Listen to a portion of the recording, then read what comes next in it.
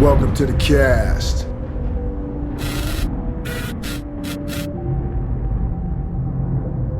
As always, we got some powerful information for you, because powerful information can magnify your mental, emotional, political, and spiritual freedom. And the time has come to free ourselves.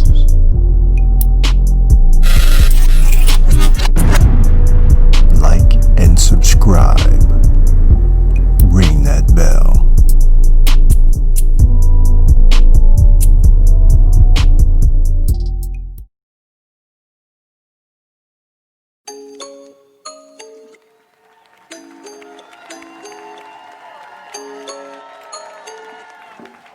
People Like You is the name of the podcast. You are all people. And there are others like you. Hence the name, People Like You. My name is Timothy Hampton. And the time has come to free ourselves.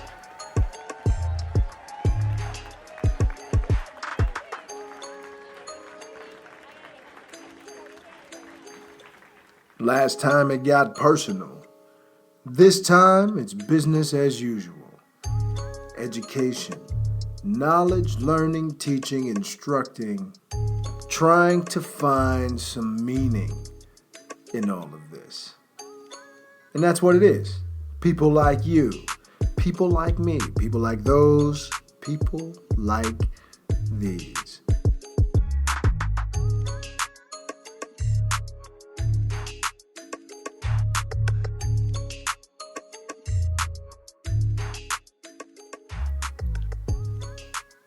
We're not that different. Those people over there, they're people just like you. They might speak a different language. They might look slightly different, but they're people just like you. They care about their mothers. They care about their children. They care about their pets. People like you.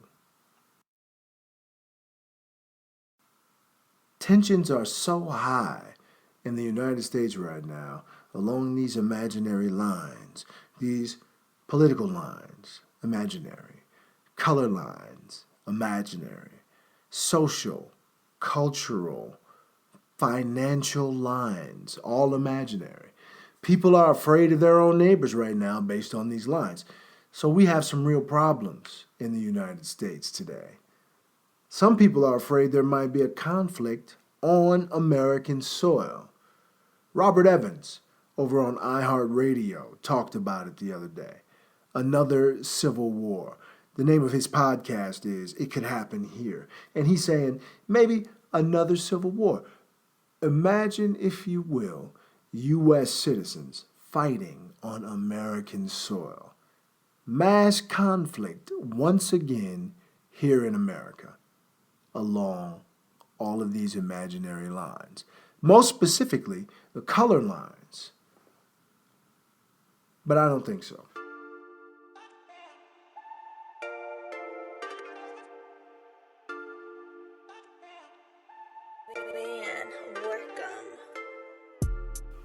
Even isolated skirmishes between small groups, especially along the color lines, is a long shot. I think the reality of the situation is that before there will be a conflict along color lines, I say colors because that's all they actually are, colors. There are no races, only one race, the human race. But colonial Americans assigned us all races and colors over 400 years ago to make us hate each other. And it worked. 400 years later, we still do. Do you hate me?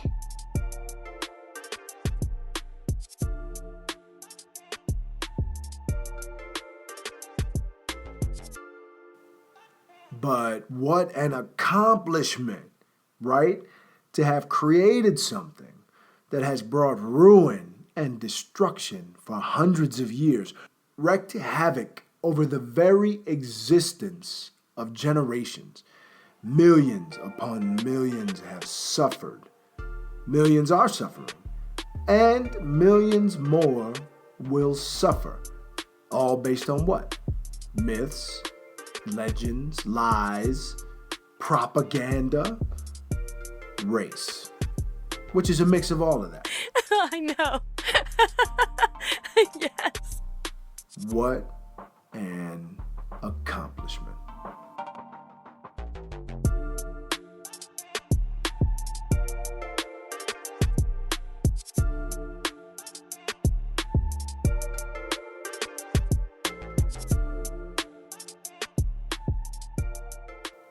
But let me get back to what I was saying. I think the reality of the situation is that before there will be a conflict between the colors in this country, there will be another actual massacre of one color over another, perhaps more than one. That's right. I said it. A massacre along the color lines in the United States. Let me ask some questions. Why all the hatred? Why all the prejudice, hostility, and oppression? Why is it all so often expressed through violence? And when can we move on from this phase of existence? We've been doing all the hostility and hatred for centuries. The downtrodden have gotten to the point where it doesn't even matter to them. What's that you say? Trust me.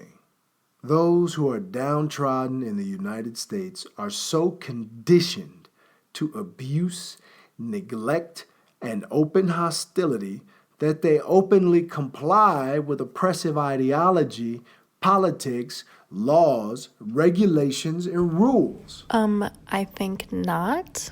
For example, U.S. Circuit Court rules in 2016 that banning dreadlocks during the hiring process is legal. Banning dreadlocks at work is also legal in the United States. Now, how many of y'all agree? What about me? The courts maintained that a hairstyle can be changed and that the ban is not racist because whites who wear dreadlocks could be affected too. Seriously? Do you agree? Is this legally sound? Yes! Yes. Legally mean-spirited and racist? Also yes. Why? Because dreadlocks are closely associated with blackness. Dreadlocks are disproportionately worn by people of the African diaspora. Thus, they will be disproportionately affected. No protests, no outcry, no resistance, nothing. Nada. Nil. Say something. What form of oppression is that? Financial? Yes, absolutely. Because now one can't get a job if one has dreadlocks. Socio-cultural oppression? Yep, representations of that particular culture are banned in certain segments of this society. Is that actually religious oppression? Dreads are often closely associated with a legitimate religion, if there is such a thing as a legitimate religion. So we are restricting aspects of this culture except the immutable ones, which means those things that people hate that cannot be changed, like skin color. Can't change skin color. I'm sorry, what? Okay. Unless you have some bleaching cream, which is another podcast altogether, it's full assimilation, or you face socioeconomic discrimination, disadvantage, displacement, and possible elimination. But what about the skin color?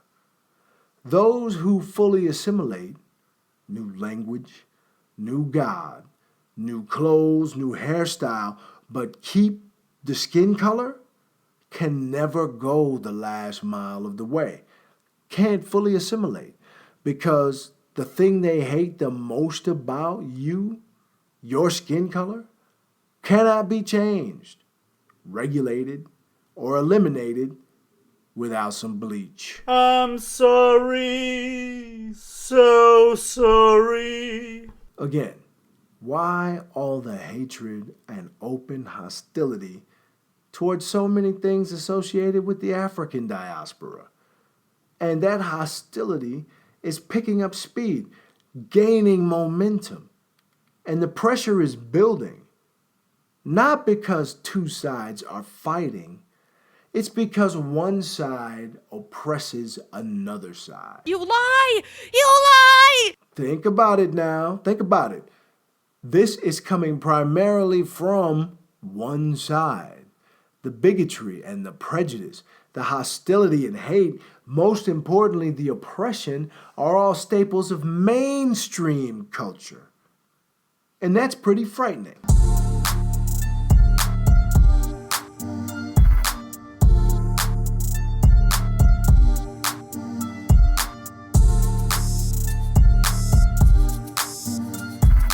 Hatred is mainstream culture. No way. Yes, it is. Really? Yes, it is. Oppression is mainstream culture. It is. Bigotry, prejudice, and hate. Guess what? Mainstream culture. Hate mongers are leading the world right now. The most powerful person in the world is a hate monger.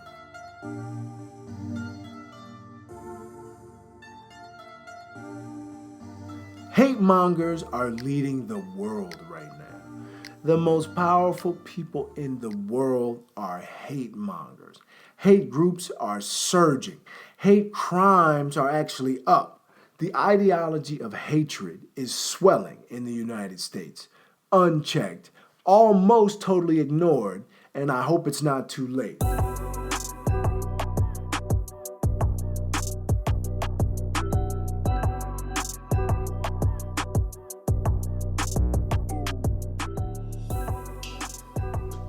As for the impending massacre, the prediction with which I opened the show, the wholesale killing of innocents, women, and children is not unprecedented in this country.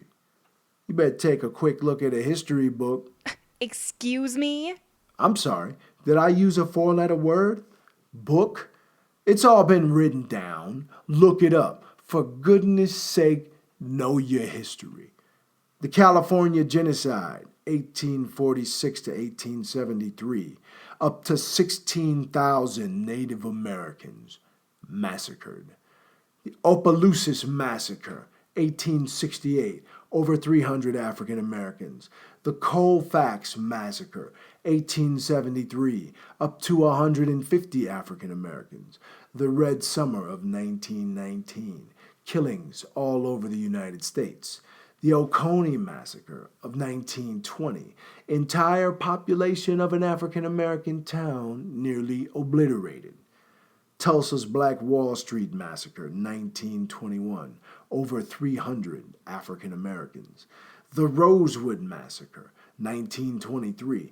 The victims number in the thousands. Massacres of men, women, and children here in the United States. Just go to Wikipedia. Type in list of massacres in the United States. Can we not? Can we just not? Wait, are you one of those people who has no idea that history actually repeats itself? Because history may be about to repeat itself. There is a distinct possibility that extremists in this country, the United States of America, will once again band together and slaughter the innocent. Let me tell you why I say that. You ready? Here we go. First, because the president of these United States of America has promised as much. That's the first reason. This president has all but guaranteed violence if he is not reelected. Second, because extremists are energized. They are enraged and emboldened like never before. They are better armed, better organized, and better funded than ever before. And third, because the oppressed, the abused, the neglected, the downtrodden, the weak are, in fact, all of the things I just mentioned. They have no resources. They have no leadership. They have no unity, no solidarity, no collective ideology of resistance. Fighting back is not an option for these people, or so they believe, because that's what they've been told, taught, led to believe, convinced of. These people will not fight back because their most prominent institution, the Christian church, simply won't allow it.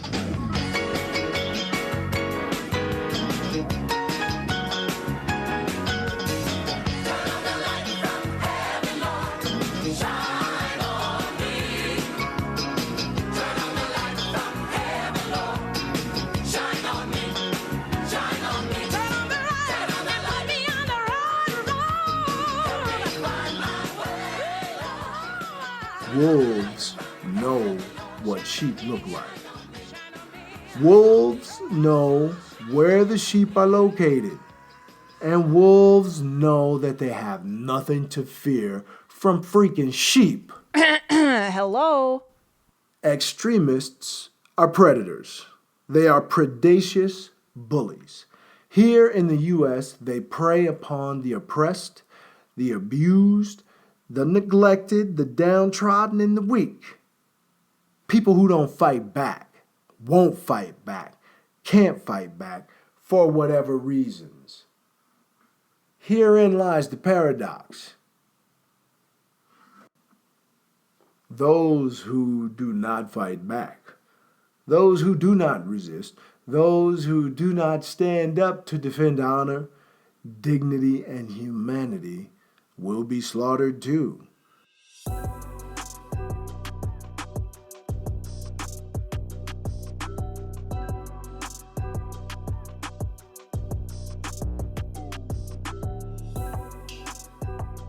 The peace lovers, the pacifists, the devoutly faithful, and the capitulatory, the poltroons, will be the easiest to eliminate. Here's a fourth reason. Extremists, predatory bullies, have no deterrent. First, they know there will be slim to no consequences for their actions as long as they are taking place against the oppressed, the abused, the neglected, the downtrodden, and the weak. Why? Because the law does not protect the abused, the neglected, the downtrodden, and the weak. It regulates them. Extremists have absolutely nothing to fear from the law. And fear is the only language extremists, predatory bullies understand. Until there is fear of a reaction, fear of retribution, fear of recompense, fear of reconciliation, the history of brutality, the history of violent tyranny and injustice, the history of violent expressions of mass hatred, the history of massacres will certainly repeat. I hope none of your friends and relatives are victims. Now, what can we do to stop this thing? How about stop hating each other? I don't hate anyone. How about we think in terms of evolution instead of diminution? Yes, sir. Think in terms of a solution instead of blind persecution. Yes!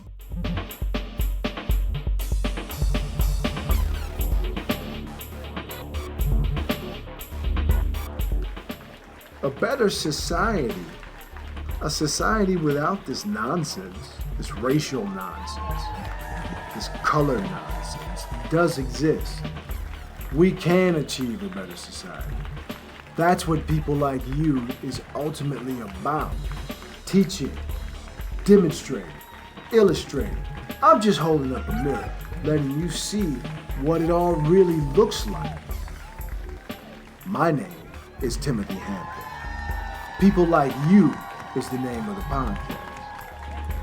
Check us out on IG, Hashtag people like you, ATL, because that's where we at right now, ATL. Check out the Facebook page, People Like You, ATL. We have music by Q Tracks, Foreign Extra, Freak Van Workham, and The Passion High Five. People Like You is a production of Flashover Media. Y'all take care of yourselves.